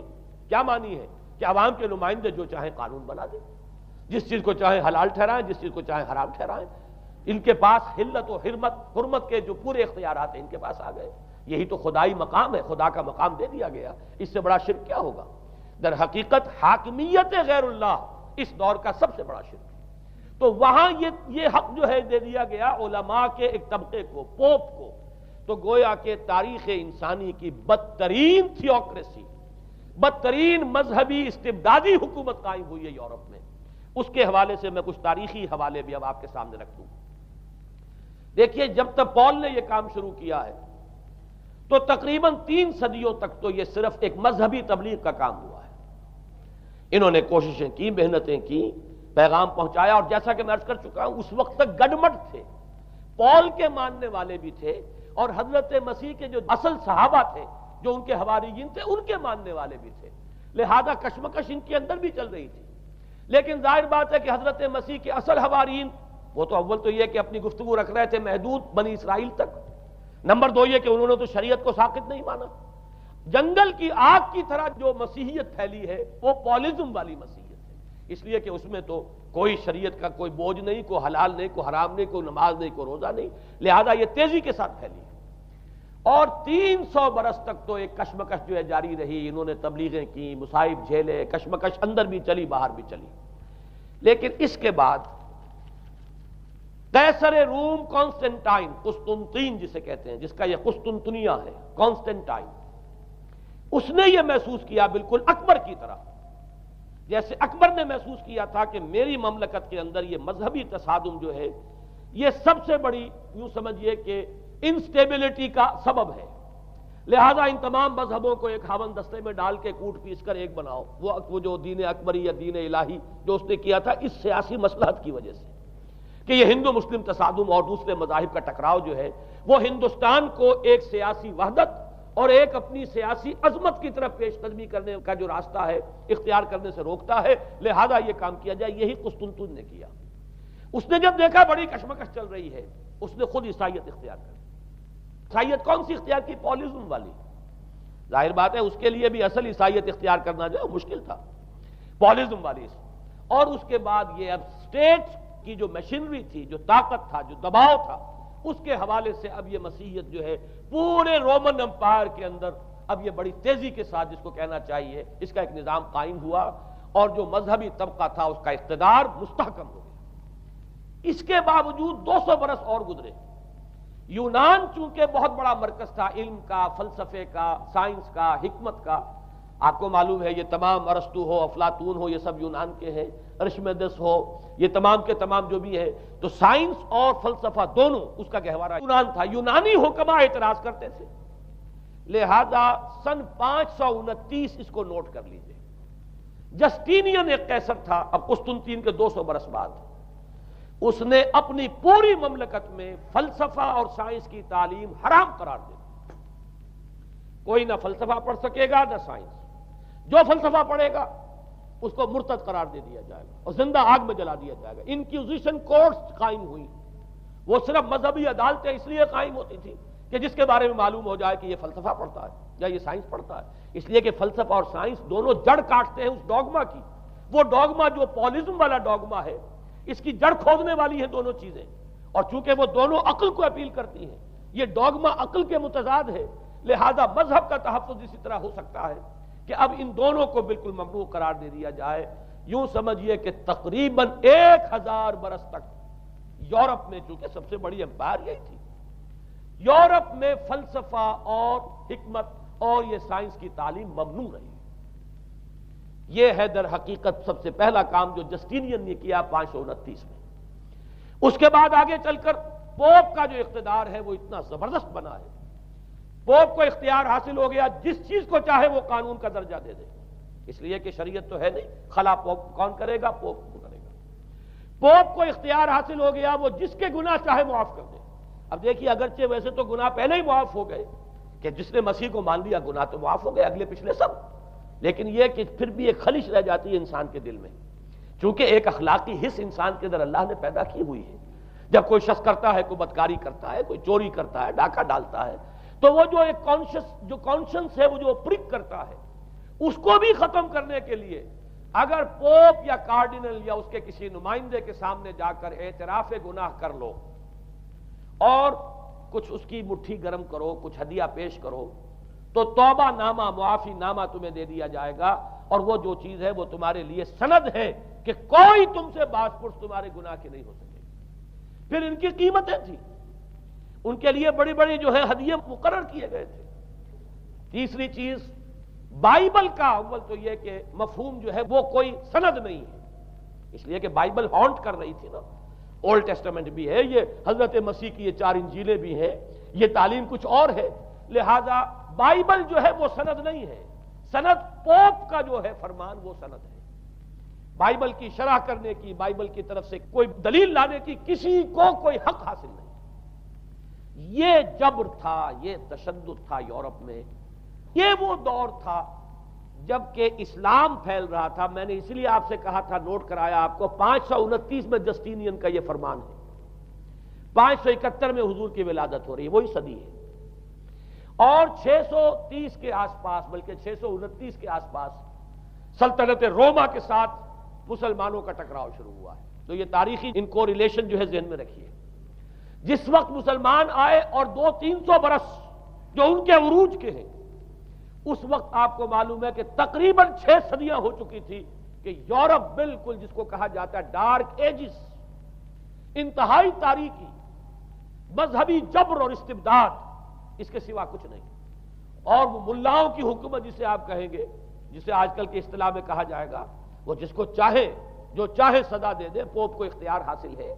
کسی کے بارے میں ذرا جیسے بعض اوقات خبریں سچی ہیں یا جھوٹی، لیکن میں مثال دے رہا ہوں جیسے خبریں آتی رہی ہیں ایران کے بارے میں کہ کہیں اگر معلوم ہو گیا ہے تو پاسداران انقلاب پہنچے اور سمری ٹرائل اور فوراً ختم کیا آدمی کو. اس قسم سے انکوزیشن رپورٹس جو ہیں وہ کورٹس وہاں قائم ہوئی، اور یوں سمجھیے کہ لاکھوں افراد تحت کیے گئے، زندہ جلائے گئے. لیکن اس کے بعد جب عالم اسلام میں وہ روشنی پھیلی، اور خاص طور پر بنو عباس کے زمانے میں، اب بھاگ بھاگ کر وہاں جو بھی تھے فلسفے کے اور سائنس کے کوئی دلچسپی رکھنے والے، وہ بھاگ کر عالم اسلام میں آ گئے. یہاں اب وہ کتابیں جو ہیں ان کے ترجمے ہوئے. خاص طور پر مامون اور ہارون الرشید کے زمانے کے اندر یہ علم جو ہے ہندوستان سے بھی لیا، یونان سے بھی لیا مسلمانوں نے، اور اس کے بعد یہ غرناطہ اور قرطبہ کی یونیورسٹیوں کے ذریعے سے اس علم نے پینیٹریٹ کیا ہے دوبارہ یورپ میں. دیکھیے سرکل کیسے بنا ہے. یونان کا علم آیا ہے پہلے عالم اسلام میں، مڈل ایسٹ میں، اور پھر ادھر سے ہو کر چکر کھا کر اور اسپین کی یونیورسٹیوں کے ذریعے سے یورپ میں انٹروڈیوس ہوا ہے. اس وقت پھر اصلاح مذہب کی تحریک شروع ہوئی، اور ساتھ ہی تحریک احیاء العلوم رینیسنس، اس کے نتیجے میں وہاں بیداری پیدا ہوئی. لیکن یہ بیداری اب آپ نوٹ کر لیجئے، ایک تو پروٹیسٹنٹ مذہب پیدا ہوا اور کئی سو برس تک تصادم رہا کیتھولکس کے اندر اور پروٹیسٹنٹس میں. پورے اسلام کی تاریخ میں کبھی اتنے خونی فسادات نہیں ہوئے ہیں، کبھی بھی شیعہ سنی فساد بھی کبھی اتنا نہیں ہوا جتنا کہ کئی سو برس تک رومن کیتھولکس اور پروٹیسٹنٹس کے مابین یورپ میں ہوتا رہا ہے. بلکہ اس میں تو ایسے ایسے واقعات آتے ہیں کہ لگ بھگ 10 لاکھ افراد جو ہیں وہ ختم ہوئے ہیں. یہ آپس کا تصادم جو تھا، پروٹیسٹنٹ مذہب جو پیدا ہوا اصلاح مذہب کی تحریک کے ذریعے سے، اور وہ رومن کیتھولک پاپائیت والا نظام، ان کے درمیان جو تصادم ہوا، 10 لاکھ کی تعداد بتائی جاتی ہے کہ آدمی مارے گئے. بلکہ فرانس کا ایک شہر ہے، وہاں تو 19 دن تک مسلسل قتل عام کیا گیا پروٹیسٹنٹس کا، اور وہاں حاملہ عورتوں کے جو ہے پیٹ چاک کر کے بچے نکال کر ان کو بھی جو ہے ختم کیا گیا ہے. یہ سارا ظلم جو ہے وہاں ہوا ہے، تصادم ہوا ہے. اس کے نتیجے میں آپ خود سوچئے کہ کس قدر نفرت پیدا ہوئی عوام کے اندر مذہب سے. اس کے ساتھ ہی اب وہ علم شروع ہوا، سائنس شروع ہوئی. لہذا علم اور سائنس دونوں کی جڑ میں مذہب سے شدید نفرت پیدا ہو. یہ ہے وہ سبب کہ جس نے یہاں سے راستے علیحدہ کر دیے. اور مذہب چونکہ جبر کرتا ہے، مذہب چونکہ عقل کے اوپر بیڑیاں بٹھاتا ہے، پہرے بٹھاتا ہے، بیڑیاں ڈالتا ہے، اور مذہب چونکہ تشدد کرتا ہے، لہذا مذہب کے خلاف ایک نفرت، ایک ریئیکشن.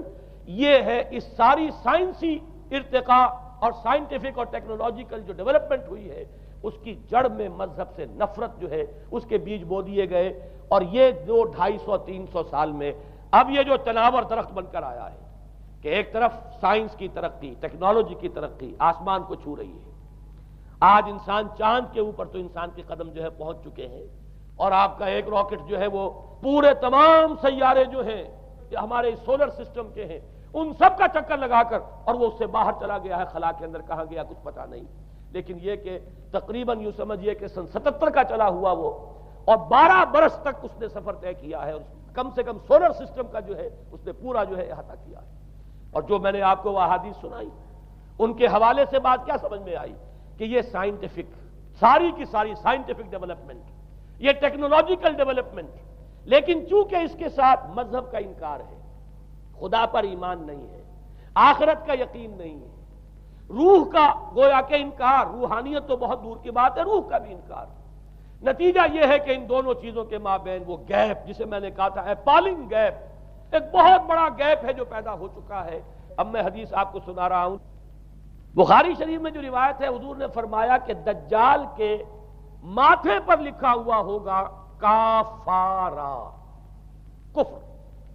الفاظ یہ ہے انہو مکتوب بین عینیہ کافارا، علیحدہ علیحدہ، یقرأہ کل مومن کاتب او غیر کاتب. وہ اس طرح نمایاں لکھا ہوا ہوگا کہ ہر شخص اسے پڑھ لے گا، چاہے وہ لکھنے والا ہو چاہے نہ ہو، لکھا پڑھا ہو چاہے نہ ہو. یعنی اس تہذیب کی پیشانی پر کفر لکھا ہوا ہے. مذہب سے دشمنی، مذہب سے بغض، مذہب سے دوری، مذہب کی ہر چیز کی نفی. آج جو ایک ورلڈ سویلائزیشن ہے، ایک عالمی تہذیب ہے جس کا کہ غلبہ ہے ہمارے اس پورے گلوب پر، اس میں 3 چیزوں کے مقابلے میں 3 چیزوں کی اہمیت ہے. خدا کی اہمیت نہیں ہے، ہوگا، ہم انکار بھی نہیں کرتے، لیکن ہم جانتے بھی نہیں کہ ہے کہ نہیں. ہاں اہمیت کائنات کی ہے، غور کرو، کائنات کے قوانین کو سمجھو، ایکسپلائٹ کرو، قوت جو ہے نیچر کی قوت اس کو مسخر کرو، اس کو استعمال کرو، ہوگا خدا ہے یا نہیں ہے، چھوڑو اس بحث کو، اصل اہمیت جو ہے وہ کائنات کی ہے۔ اسی طرح اصل اہمیت اس جسم کی ہے، مادے کی ہے، روح ہوگی کوئی شے ہمیں نہیں پتا، نہ ہم دیکھ سکتے ہیں، نہ ہم اسے چھو سکتے ہیں، نہ چکھ سکتے ہیں، ہوگی، لیکن یہ کہ اصل جو ہے اہمیت وہ مادے کی اور جسم کی، اس کی فکر کرو۔ اسی طریقے سے حیات دنیاوی، اصل سے حیات دنیاوی ہے، اس کو بناؤ، سنوارو، بہتر سے بہتر زندگی گزارو، ویلفیئر سٹیٹ ہو، بہت ہی عمدہ ماحول ہو اور ہر چیز کو، لیکن حیات اخروی ہوگی، اب تو آرام سے گزرتی ہے، آخرت کی خبر خدا جانے ہے یا نہیں ہے، اس سے ہمیں کوئی بحث نہیں۔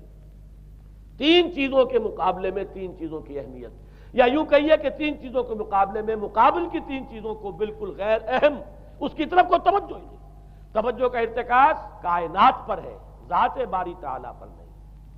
ذات و صفات باری تعالیٰ ایک صرف علمی موضوع ہے، اصل توجہ کی شے کائنات ہے۔ روح ہوگی کوئی شے، اصل شے جسم ہے اور مادہ ہے۔ حیات اخروی ہمیں نہیں پتا، کسی نے واپس آ کر خبر نہیں دی مرنے کے بعد، لہذا ہم نہیں کہہ سکتے ہے کہ نہیں ہے۔ البتہ یہ کہ حیات دنیا بھی تو ہے، اس کو مضبوطی کے ساتھ تھامو، اس کو بہتر بناؤ، توجہ کا اصل ارتکاز حیات دنیاوی پر ہے۔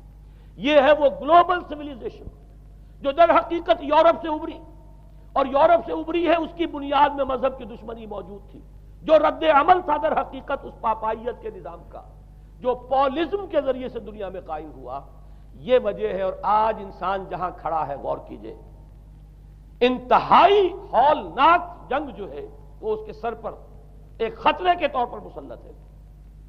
دو جنگیں اس ایک صدی میں ایسی ہو چکی ہیں جنہیں اپنے ورلڈ وار 1 اور ورلڈ وار 2، اتنے بڑے پیمانے پر قتل و غارت دنیا میں پہلے کبھی نہیں ہوئی، اس لیے کہ پہلے فوجوں کی جنگیں ہوتی تھی، آبادیوں پر جا کر کہیں کوئی قتل عام ہو گیا، ورنہ یہ کہ قبضہ لیا، پہلے وہ کسی اور کی ریت تھے، اب کسی اور کی ریت ہو گئے۔ آیا بابر آیا، اس نے پانی پت کے میدان کے اندر ابراہیم لودھی کو شکست دے دی، دلی میں آ کر اس نے کسی کا خون نہیں بہایا، بس وہ آ کے تخت پر قابض ہو گئے۔ کہیں کہیں ہوئے ہیں فتنے، یا پھر عذاب الہی آتے رہے ہیں کہ رسولوں کے انکار کی سزا کے طور پر قومیں نسیہ منسیہ کی گئی ہیں، لیکن جنگیں جو دنیا میں ہوتی تھی، وہ جنگوں کا معاملہ جو ہے وہ اس نوعیت کا ہوتا تھا، وہ فوجوں کے درمیان ٹکراؤ ہوتا تھا، میدان جنگ میں کشتوں کے پشتے لگتے تھے، لیکن اس کے بعد نہیں ہو گیا، کہیں کسی نے بہت غصہ نکال لیا۔ لیکن اس صدی میں اب جو جنگیں ہوئی ہیں اس سے تو ملک کے ملک تہس نہس ہوئے ہیں، آبادیاں ختم ہوئی ہیں، اور جو تیسری جنگ ہوگی یہ جان لیجئے، آخر انسان کب تک اسے ٹالے گا؟ رشیا کے بارے میں یہ سمجھنا کہ وہ پیچھے ہٹ گیا ہے، پشپائی اختیار کر لی، اس نے بہت بڑی حماقت ہے، وہ در حقیقت اب ڈپلومیسی کی راہ سے سپریمیسی چاہتا ہے، لہذا تصادم تو ہو کر رہنا۔ مولانا مناظر حسن گیلانی رحمۃ اللہ علیہ کے خیالات جو ہیں وہ مجھے اس سورہ کہف کے ابتدائی آیات کے ضمن میں مجھے ان سے اتفاق ہے، اور بہت سی چیزیں ان سے ماخوذ ہیں۔ اسی طریقے سے جو حدیث اب میں آپ کو بتا رہا ہوں، میرے سامنے اس کا متن نہیں ہے، مولانا حامد میاں رحمۃ اللہ علیہ انہوں نے مجھے یہ بتایا تھا کہ جو میں نے جمع کیے ہیں حالات و واقعات، قیامت سے پہلے جو حالات و واقعات پیش آنے والے ہیں، جن کی پیشین گوئی احادیث میں ہیں، ان سے معلوم ہوتا ہے کہ ایک بہت بڑی خوفناک جنگ، اتنی بڑی خوفناک جنگ، اور ان کے الفاظ یہ ہے کہ اس میں دونوں فریق جو ہوں گے ان میں بڑی تعداد عیسائیوں کی ہوگی، ادھر بھی ادھر بھی، ایک طرف البتہ عیسائیوں کے ساتھ مسلمان بھی ہوں گے، یہودی بھی ہوں گے، اور دوسری طرف خالص عیسائی طاقت ہوگی، اور ان کے درمیان اتنی خوفناک جنگ ہوگی۔ الفاظ ان کے یہ ہیں اس حدیث کے جو انہوں نے مجھے بتائے کہ ایک پرندہ سینکڑوں میل تک پرواز کرے گا اور اسے سوائے لاشوں کے اور کچھ نظر نہیں آئے۔ آپ تصور کیجئے اگر ایٹامک وار ہو جاتی ہے تو یہی ہوگا، تہس نہس ہو جائے گا معاملہ، ختم ہو کر رہ جائے گی چیز۔ اور یہ چیز جو ہے یہ بہرحال یہ جتنا کچھ پائل اپ کیا گیا ہے، یہ ڈسٹرکٹیو فورس سائنس کی یوں سمجھیے کہ معراج اب یہی ہے۔ اب تو سٹار وارز کی باتیں ہو رہی ہیں کہ صرف زمین پر نہیں، باہر بھی یہ جنگیں ہمیں لڑنی پڑیں گی، لیکن یہ کہ اس کا کیا حال ہوگا۔ امریکہ میں ایک پکچر تیار کی گئی تھی، دی ڈے آفٹر غالباً اس کا نام ہے، اس میں ایک نقشہ دکھایا گیا ہے اس قدر ہولناک کہ یہ 100 اور اونچی منزلہ عمارتیں جو ہے یہ ایسے جیسے کہ کچے گھروندے ہوتے ہیں، ایسے وہ پگھل کر رہ جائیں گی، اور یوں سمجھیے کہ انسان جو ان کے اندر ہوں گے ایک ایک منزل کے اندر، ایک ایک ایسی 100 منزلہ عمارت کے اندر ہزاروں آدمی ہوتے ہیں، جیسے کہ کوئی ایسی کالونی ہو کوئی ان کی چیونٹیوں کی، اور اس پوری کالونی کو آپ اپنے پاؤں سے مسل دیں، ایسے انسانوں کا حال ہوگا اگر وہ جنگ ہو جاتی جس کا نقشہ کھینچا گیا ہے۔ یہ ہے در حقیقت وہ بات کہ جو مولانا مناظر حسن گیلانی فرما رہے ہیں ان آیات مبارکہ میں، وَيُنذِرَ الَّذِينَ قَالُوا اتَّخَذَ اللَّهُ وَلَدًا، تاکہ خبردار کر دے یہ قرآن ان لوگوں کو جنہوں نے کہا ہے کہ اللہ نے بیٹا بنایا، بدترین شرک کا جنہوں نے ارتکاب کیا، اور اسی ولدیت مسیح کے عقیدے سے وہ ساری کرپشن جو ہے دین خداوندی کی، دین مسیحی کی اصل جو دین تھا اس کی جو ہوئی ہے، اور اس کے نتیجے میں آج نوع انسانی وہاں کھڑی ہے۔ اسی لیے آیت نمبر 2 میں فرمایا وَيُنذِرَ بَأْسًا شَدِيدًا مِّن لَّدُنْهُ، تاکہ خبردار کر دے ایک بہت بڑی جنگ سے۔ ہمارے اکثر مفسرین نے یہاں پہ ایک بہت بڑا عذاب کہہ کر جو ہے وہ گزر گئے، لیکن واحد یہ لفظ ہے قرآن مجید کا یہ مقام ہے جہاں لفظ باس آیا ہے، اور مولانا مناظر حسن گیلانی نے بحث کی باس تو جنگ کو کہتے ہیں، قرآن مجید میں جہاں بھی یہ لفظ آیا جنگ کو کہتے ہیں۔ تو ایک بہت بڑی ہولناک جنگ جس کے لیے فرمایا ملت ہو، یہ تمہارے اپنے پیمانوں پر نہیں آئے گی، یہ تمہارے حساب کتاب میں نہیں آ سکتا جو ڈسٹرکشن ہوگی۔ جیسے کہ آپ علم لدنی کہتے ہیں، ایک علم وہ ہے جو جانے بوجھے طریقے سے حاصل کیا جاتا ہے، ایک علم لدنی ہے جو خاص اللہ تعالیٰ اپنے کسی بندے کو عطا فرما دے۔ اس جنگ کی جو ہلاکت خیزی ہے وہ تمہارے حساب کتاب میں آنے والی نہیں ہے۔ لِيُنذِرَ بَأْسًا شَدِيدًا مِّن لَّدُنْهُ وَيُبَشِّرَ الْمُؤْمِنِينَ الَّذِينَ يَعْمَلُونَ الصَّالِحَاتِ أَنَّ لَهُمْ أَجْرًا حَسَنًا مَّاكِثِينَ فِيهِ أَبَدًا۔ البتہ اللہ تعالیٰ بچائے گا اپنے اہل ایمان بندوں کو جو نیک عمل پر بھی قائم۔ اب میں وہ حدیثیں آپ کو سنا دوں، میں نے پہلے بخاری کی حدیث آپ کو سنا دی کہ اس پورے فتنے کے معلوم ہوگا کہ اس کی دونوں آنکھوں کے مابین کافارا لکھا ہوا ہے، کفر، گویا کہ یہ سمبل ہے، یہ علم ہے، یہ علامت ہے اس جدید موجودہ تہذیب کی، کفر، الحاد، مادہ پرستی، خدا کا انکار، آخرت کا انکار، روح کے وجود کا انکار۔ اس کے بعد فرمایا یہ ابو داؤد کی روایت ہے، فواللہ، تو خدا کی قسم وہ وقت جب آئے گا، ان الرجل لآتیہ وہو یحسب انہ مومن، ایک شخص حاضر ہوگا اس کے پاس، دجال کے پاس، اور وہ شخص اپنے آپ کو مومن سمجھتا ہوگا کہ مومن ہے، فیتبعہ بما یبعث بہ الشبہات، لیکن جو شبہات اس فتنے کی وجہ سے اس کے اندر پیدا ہو جائیں گے اس کی وجہ سے وہ بھی اسی کی پیروی کرے گا۔ آج آپ عالم اسلام کا نقشہ دیکھ لیجئے، ذہنوں کے اندر جو شبہات ہیں، ایمان کے بارے میں یقین کی کیفیت کتنوں کو حاصل ہے، وہی ساری ہماری بھی ویلیوز ہیں، وہی مادی تہذیب جو ہے، آج ہم بھی اسی کے پیروکار ہیں، سمجھتے ہیں اپنے آپ کو مسلمان، سمجھتے ہیں مومن، لیکن ذرا تجزیہ کیجئے۔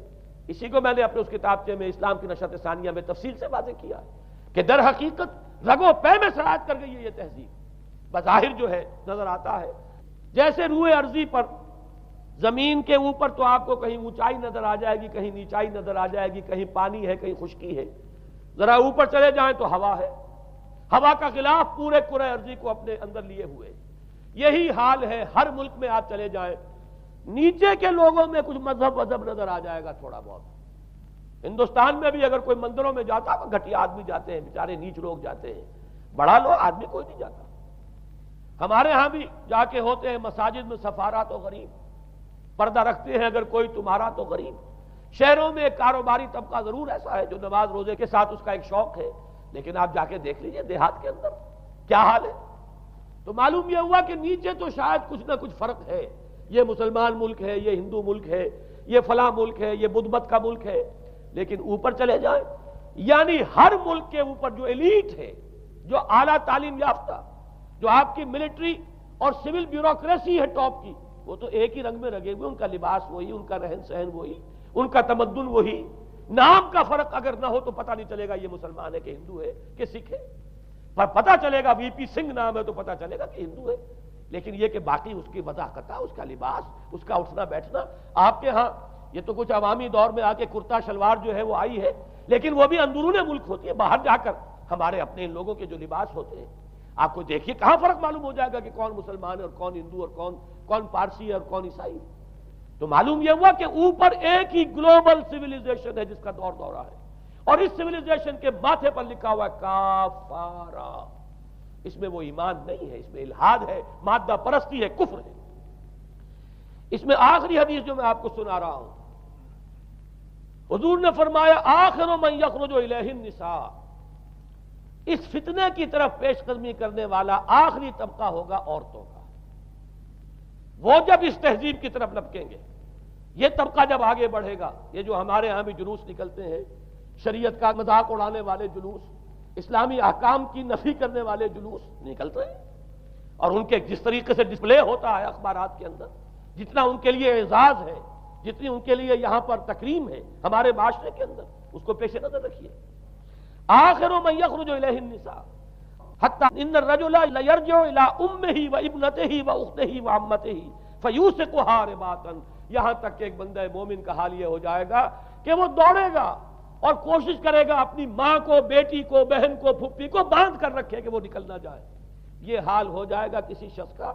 آج کتنے لوگ بے بس ہو چکے ہیں، اب وہ باندھ کر رکھنے والے بھی گویا کہ ہتھیار ڈال چکے، ورنہ یہ کہ ایک دور تھا کہ کچھ نہ کچھ باندھ کر رکھنے والے تو تھے، لیکن اب تو آزادی کی صورت آئی ہے تو باندھ کر رکھنے والے جو ہے وہ ہار مان چکے۔ اب تو آپ دیکھیں گے اچھے بھلے نظر یہ آتا ہے، داڑھی رکھی ہوئی ہے، خود جو ہے وہ مذہبی مزاج کے ہیں، لیکن بالکل بے پردہ کو خاتون جو ہے این ان کے اسکوٹر کے پیچھے بیٹھی ہوئی یا ان کے کار کے اندر ان کی برابر کی سیٹ کے اوپر بیٹھی ہوئی جا رہی ہے۔ بے پردگی، یہ اباحیت، ہمارے اخبارات کا جو حال ہے اس کو دیکھیے۔ خدا کے لیے یہ رنگین صفحات بند کرو، لیکن مجال ہے جو کسی کے کان پر جوں تک نہیں دی۔ لہذا حدیث کے الفاظ نوٹ کیجئے، آخر من یخرج الیہ النساء، اس فتنے کی طرف پیش قدمی کرنے میں آخری طبقہ جو ہوگا وہ خواتین کا ہوگا۔ حتی ان الرجل لیرجع الی امہ و ابنتہ و اختہ و عمتہ، یہاں تک کہ آدمی دوڑے گا، پکڑے گا اپنی ماں کو، اپنی بیٹی کو، اپنی بہن کو، اپنی پھپھی کو، اور اسے باندھ کے ہی کوشش کرے گا کہ کہیں وہ اس طریقے سے اس دجالی فتنے کے اندر جو ہے وہ اسی کی پیروی کے اندر گھر سے نہ نکل جائے۔ یہ ہے وہ فتنہ جس کی لپیٹ میں اس وقت پوری دنیا آئی ہوئی ہے۔ اب نوٹ کیجئے، اس فتنے کے لیے اب میں چند باتیں اور کہہ رہا ہوں۔ لغوی بحث کیا ہے؟ دجال کسے کہتے ہیں؟ یہ بنا ہے لفظ دجل سے۔ دجل اور فریب یہ ہماری زبان میں بھی مستعمل، دجل و فریب، دھوکہ دینے والی شے، ملمہ، حقیقت کچھ ہو اوپر کچھ اور پردہ ڈال دیا گیا، یہ دجل ہے۔ گندم نمائی جو فروشی دجل ہے، فریب ہے۔ اسی کے لیے دوسرا لفظ عربی زبان کا جو قرآن میں کثرت سے آیا وہ غرور ہے، دھوکہ۔ اصل میں یہ دنیا دھوکہ ہے جو حیات اخروی کے لیے ایک پردہ بن کر ہماری آنکھوں پر پڑ گیا ہے۔ میں وہ آیات اب آپ کو جلدی سے سنا رہا ہوں۔ فرمایا وَمَا الْحَيَاةُ الدُّنْيَا إِلَّا مَتَاعُ الْغُرُورِ، سورہ آل عمران میں بھی آیت آئی، سورہ حدید میں بھی۔ لوگوں سن لو، یہ دنیا کی زندگی سوائے دھوکے کو کچھ نہیں۔ میں بعد میں عرض کر دوں گا کہ ایک دوسرا رخ بھی ہے دنیا کی زندگی کا، لیکن اس وقت یہ آیات سن لیجئے۔ غرتکم الحیات الدنیا، تمہیں دھوکے میں ڈال دیا اس دنیا کی زندگی نے، یہ سورہ جاثیہ کی آیت نمبر 35 ہے۔ غرتہم الحیات الدنیا، انہیں دھوکے میں ڈال دیا دنیا کی زندگی نے، یہ سورہ انعام میں آیت نمبر 70 بھی ہے، آیت نمبر 130 بھی ہے۔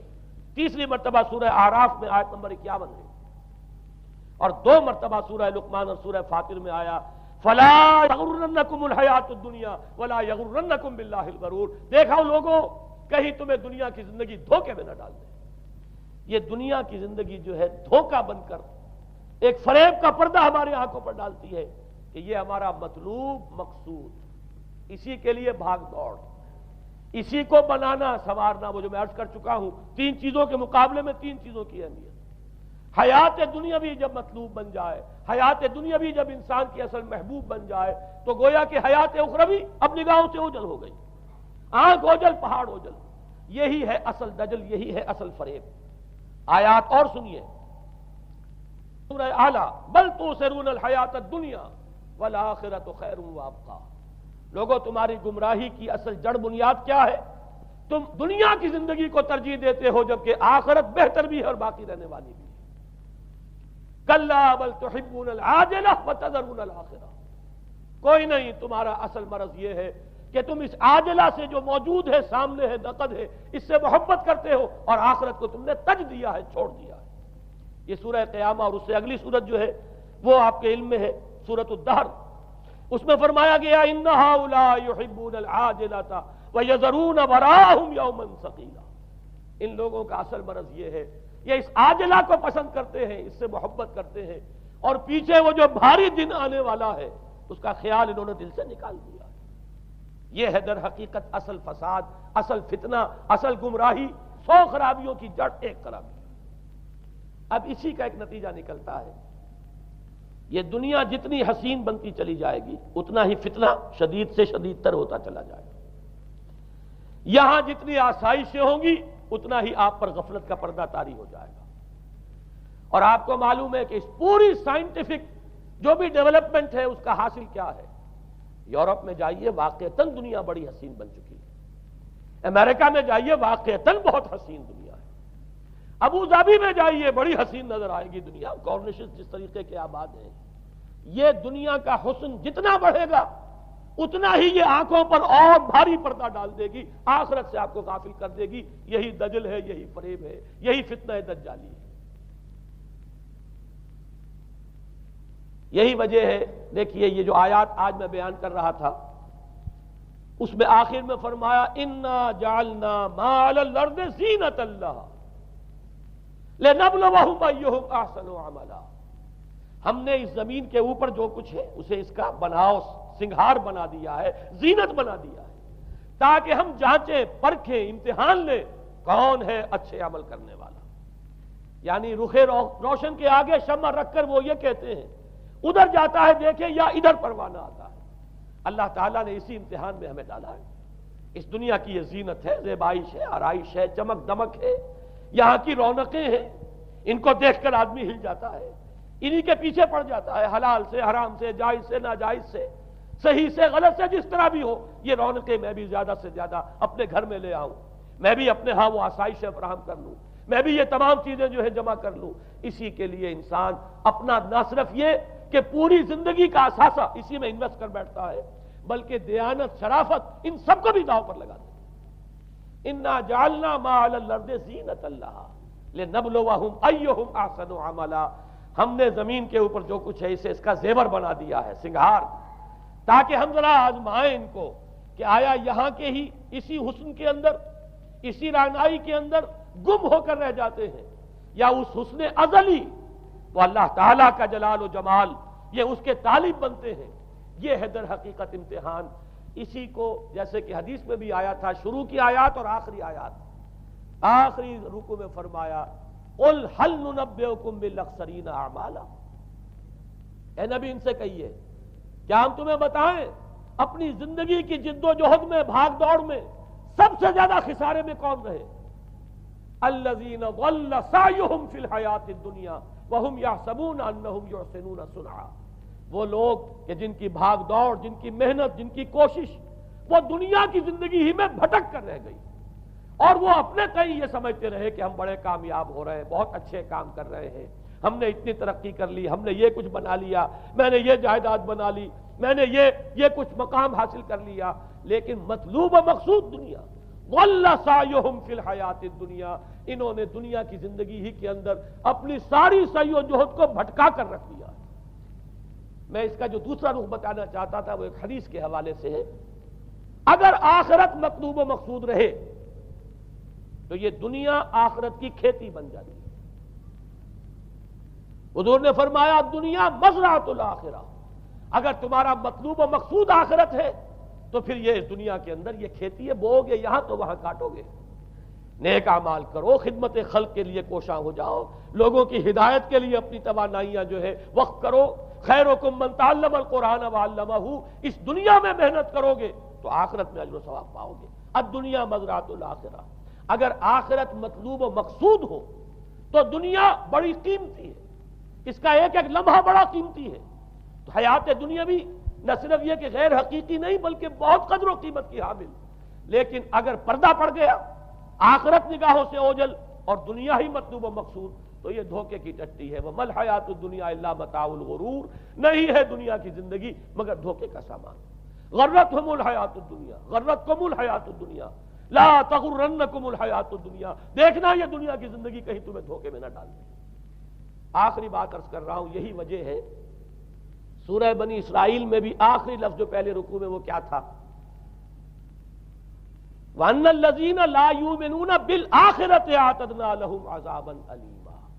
اور وہ لوگ، نوٹ کر لیجئے وہ آیات، ان ھذا القرآن یہدی للتی ہی اقوم ویبشر المؤمنین الذین یعملون الصالحات ان لهم اجرا کبیرا وان الذین لا یؤمنون بالآخرۃ اعتدنا لهم عذابا الیما۔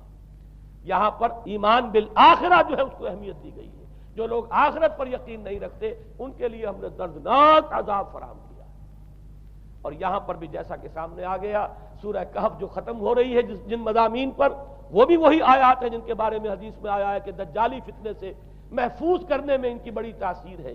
قل هل ننبئكم بالاخسرین اعمالا الذین ضل سعیهم فی الحیاۃ الدنیا وهم یحسبون انهم یحسنون صنعا اولئک الذین کفروا بآیات ربهم ولقائه فحبطت اعمالهم فلا نقیم لهم یوم القیامۃ وزنا۔ یہ وہ لوگ ہیں جنہوں نے اپنی رب کی آیات کا انکار کیا، جن کی دنیا ہی مطلوب و مقصود بن کر رہ گئی ہے، چاہے وہ کہیں ہم قرآن کے ماننے والے ہیں اور محمد کے عاشق ہیں صلی اللہ علیہ وسلم، اولئک الذین کفروا بآیات ربهم ولقائه فحبطت اعمالهم ولا نقیم لهم یوم القیامۃ وزنا ذلک جزاؤہم جہنم بما کفروا واتخذوا آیاتی ورسلی ہزوا۔ یہ وہ لوگ ہیں کہ جنہوں نے ہمارے رسولوں اور ہماری آیات کا ٹھٹھا اڑایا ہے، اس لیے کہ رسول کہہ رہے ہیں اصل منزل آخرت کی ہے، تم بنائے ہوئے دنیا کو مطلوب و مقصود، تو لاکھ زبان سے عشق رسول کے دعوے کرو، اپنے عمل سے در حقیقت رسول کی تکذیب کر رہے ہیں۔ اللہ تعالی ہمیں ان سے محفوظ رکھے اور اصل حقیقت ہماری نگاہوں پر منکشف ہو، اور یہ دنیا ہماری نگاہوں پر پردہ نہ پڑ کر رہ جائے، آخرت سے اور اللہ سے ہمیں محجوب نہ کر دے، اس لیے کہ یہی اصل دجالی فتنہ ہے۔ اور ان سے بچنے کے لیے محمد الرسول اللہ صلی اللہ علیہ وسلم کے فرمان کے مطابق سورہ کہف، میں نے کچھ ابتدائی اور آخری آیات کا صرف حوالہ دے دیا ہے، لیکن یہ کہ اس کے مضامین میں درمیان میں بھی کچھ چیزیں ہیں، اب میں اس طرح ایک ایک لفظ کے حوالے سے تو آئندہ ان کا تذکرہ نہیں کر سکوں گا، لیکن یہ ہے کہ میں موٹے موٹے مضامین انشاءاللہ سورہ کہف میں اس موضوع سے متعلق بیان کروں گا۔ اقول قولی ھذا واستغفر اللہ لی ولکم ولسائر المسلمین والمسلمات۔